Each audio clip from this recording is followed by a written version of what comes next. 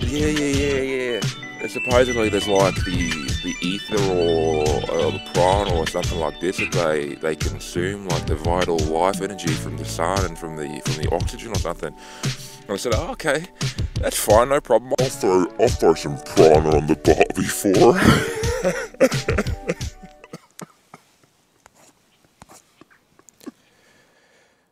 Today was kind of a weird day, I guess. In many ways, it went far better than I had anticipated it would go. I didn't really have any expectations as such for myself. I kind of had very low. Well, I mean, I guess I had expectations, right? It's impossible to not have any expectations about things that you're, in some way at least, invested in the outcome of, which I can't help but be with this, as far as this is concerned, this walk. And so I guess, yeah, the expectations that I did inevitably have, they were low. I had low expectations for myself today. Day 2 of acute withdrawal, right? And usually, as I found before, with withdrawal from amphetamines, the second day was worse than the first, because the first day you still have some, you have still more circulating in your system, right? Of course, you're not getting the initial rush of like introducing more of the substance into your system, but they're still, I guess, active within your system, circulating some amount of the substance. The drug I was specifically taking, Vyvanse, has an incredibly long half-life. I think it's something like 12 hours or something is the half-life. So, yeah, it takes like half a week for it to fully, entirely leave your body. And so, yeah, anyway, the second day is usually worse, I found, but I guess I mean, the dose I was taking was so low that, and I was so habituated to the use of it that it wasn't impacting my sleep at all. In fact, I was sleeping far better with it than without it. Having very vivid dreams as well. I have seen some like skimmed over some research on this, that there's a relationship between dopamine levels and the lucidity of one's dreams, how vivid they are. This was in relation to not amphetamines, but what was it? Yeah, this plant, Mucuna pruriens. Yeah, it's like it contains L-Dopa. It's like the highest. It's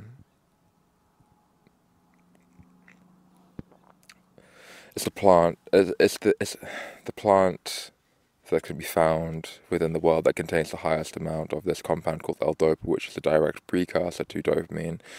So basically, like you have sorry, I'm gonna go on like a. I'm not a biochemist, so this is gonna be like I'm completely butcher this. But okay, something like you take the amino acids, right, and you have to convert the amino acids through a process into dopamine, and L-Dopa is a direct precursor to dopamine. So you take like amino acids like tyrosine as one example I'm aware of, and then that's like the stage before becoming L-Dopa. So you take L-Dopa and it's a direct precursor to dopamine. Something like this. I don't know. Look it up if you're interested. I actually have some Mucuna with me. I haven't tried it before. So once I've fully detoxed from amphetamines, I will try it and see if it has any utility. Typically, L-Dopa is actually used clinically. Like there's a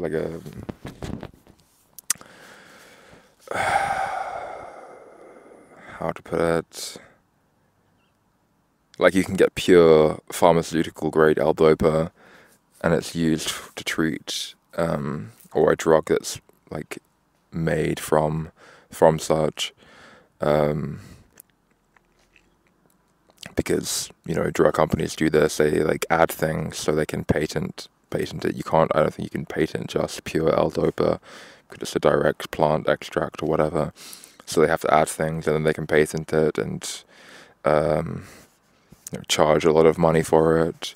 And then the patent runs out, and then anyone can make a generic version of the drug. That's how this stuff works. But again, that's just... Yeah, look it up if you're interested. Where was I?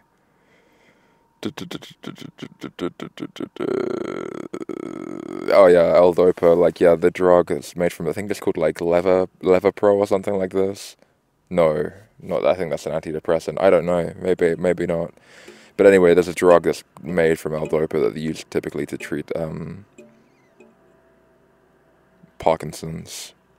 Yeah, because Parkinson's is dopamine dysregulation is implicated in Parkinson's. It's like low dopamine also. Yeah, but apparently Mucuna is useless for people that have ADHD in terms of alleviating symptoms. It doesn't really work. I can't remember what the exact reason for that was, but I don't know. Whatever, I'll try it. It's yeah, I'll try it. Whatever. It can't be any worse than amphetamines. Or can it? I don't know. But anyway, today, to get back to the main thread, for the, I don't know, two people, one or two people that actually care, I don't know, was, I mean, I started off like kind of okay, like neutral, I guess. Didn't feel weak or anything like this. Like felt okay. I mean, the only really thing I noticed was just this,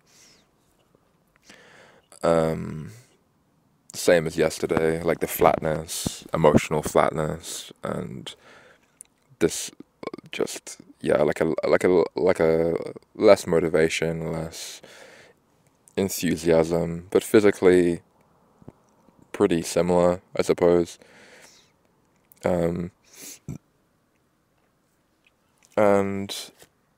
But my mental state, I guess maybe like 2 hours or so into walking, because I had to walk again, because the rack was unsalvageable, but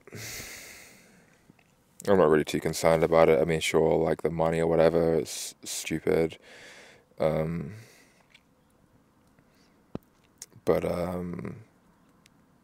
the main well, I mean, like, yeah, cycling was actually kind of was stressful. Like I already mentioned that before. Like I find cycling stressful and walking is way more relaxed. But I like the feeling of like actually covering substantial distance or whatever. But it comes with stress and also a increased caloric demand.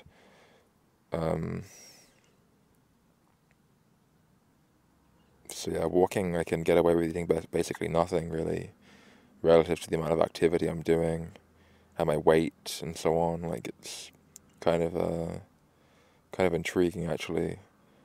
Maybe I'm becoming a breatharian. That would be cool actually, if I could become a breatharian. Just live off of sunlight like a plant.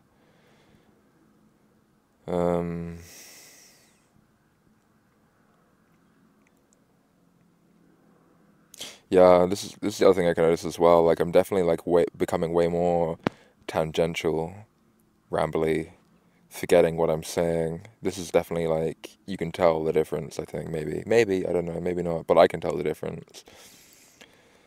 The versus amphetamines versus not amphetamines. Like, anyone who doesn't think that, I mean, it's debatable, like, what ADHD actually is, but anyone who doesn't actually, and what causes it, I would say, but anyone who doesn't actually think that it actually exists as an actual thing that people experience, like people legitimately experience these clusters of symptoms, and that it's just like, like completely fabricated by the group of psychiatrists that write the DSM, like the board of psychiatrists, right, that compose the DSM, who are like in legion with the pharmaceutical companies, like it's some kind of conspiracy. Yeah, I don't know. They haven't been around enough people that actually have ADHD symptoms. What are called ADHD symptoms? Because it is a legitimate thing. It's just a question of what it actually is, what causes it, and all this. At least in my mind, anyhow. I'm sure people would disagree.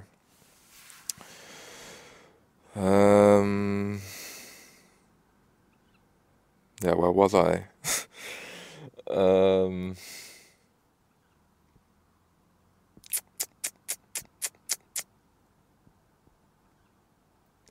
I don't know exactly where I was, but I'll pick up with whatever is occurring to me right now. So there came a point in the walk, maybe 2 hours or something in, where my thoughts began to become really, really dark, like spiraling, kind of like yesterday, where I was getting these thought loops, and I was just really irritated by people around me, like, but that's not. I mean, I had that before, like the past few days. I think that's just kind of something I just have to deal with. It's not directly related to amphetamine use or to not amphetamine use. It's just me, I suppose. And it's just so irritating and draining to be around people.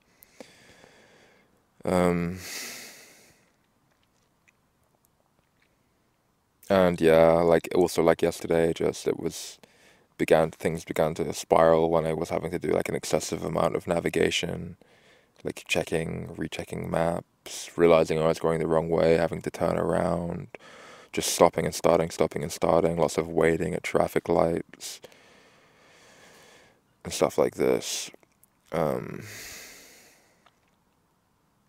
yeah, so I was thinking, like, I expressed concerns in a few recordings back about if I wanted to continue doing this, if I wanted to continue, like, across Asia, right, after I'm done walking across Europe, that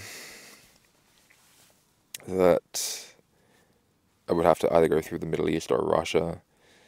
Russia would be preferential, at least in the past, I said.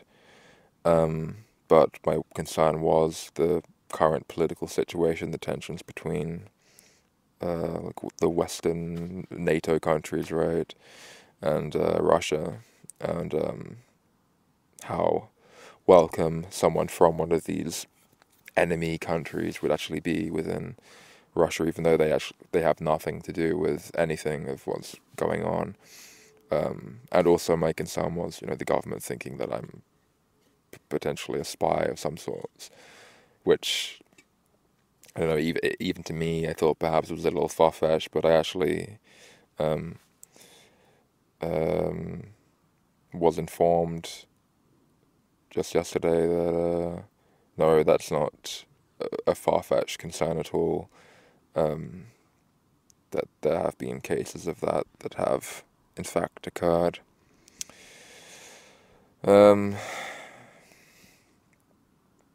But yeah, so anyway, when I was thinking, in my grim mood, I was thinking, like, fuck it, like, I'm just done. I'm just done with, one, just being like living in fear, being motivated by fear, rather than, and having it obstruct like my will, right? My desire, my true will, to use that thelemic term.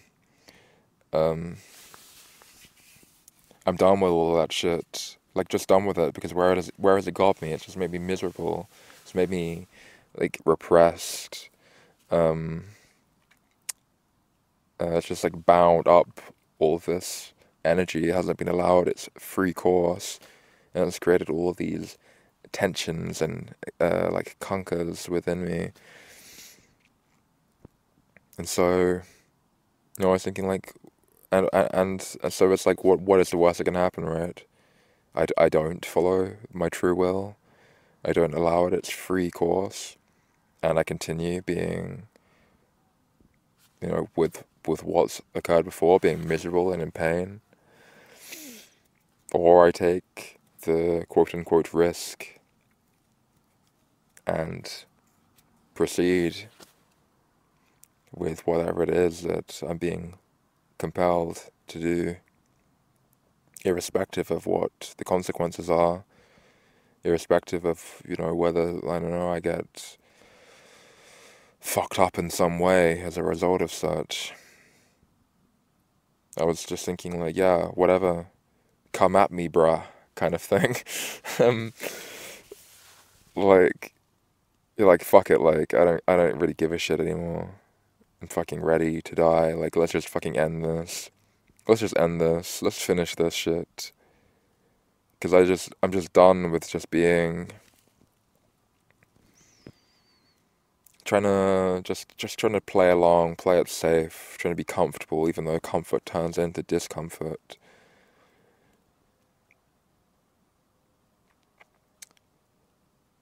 And yeah, and well, I carried on walking with that mood in mind, just very, very grim. And I ended up feeling like kind of compelled to take a break, which I haven't really before in the previous week or whatever it's been now of doing this, because, yeah, I forgot how, well, I guess, I mean, I realized like how much motivation and drive for activity amphetamines actually give you. It just turns you into a kind of Superman or something. And yeah, like regular people need breaks, so I had a break and a nap as well. And I ate food. I wanted to eat food, which on amphetamines was kind of optional, really, or something I forced myself to do because it was like, oh shit, I haven't eaten for hours. I should probably eat. I'm walking a long way, like it's necessary to do so. But today, one, I wanted to stop. Two, I wanted to eat. And then three, I wanted to, or was rather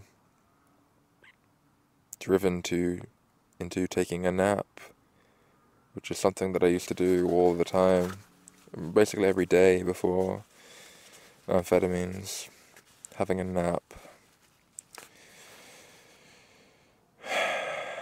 And it was, I guess, kind of a deep sleep, deep nap at this bus stop. And when I got up and began walking again, I felt better. I didn't feel so grim anymore. But I still very much, even then, realized or could see the rationale behind what in my grimness I had been thinking. That I have to be done with this living in fear bullshit. I have to continue with this, irrespective of whatever occurs I can't be afraid of death. I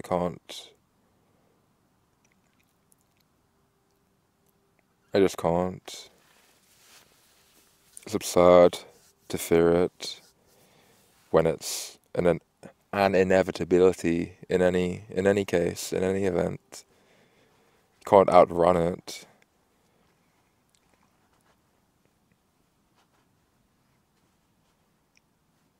In many ways right now I'm kind of running towards it, or rather I'm not exactly running away from it.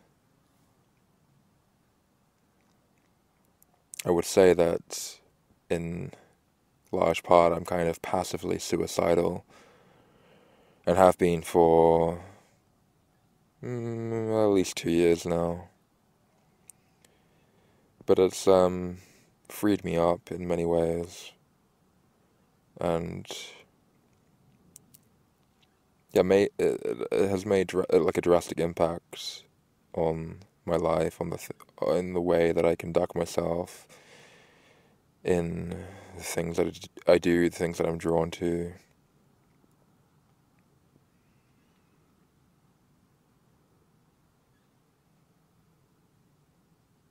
Kind of, I guess, because just a hypothesis here that my biology recognizes the severity of the situation and is frantically searching for some way way out of this predicament, trying to latch on to something, desperately trying to cling on to something that can prevent its own dissolution. And so it leads to things like this, the walk, and me speaking here. I mentioned this like a few recordings back, that I would not have been doing this a few years ago. Definitely not. But,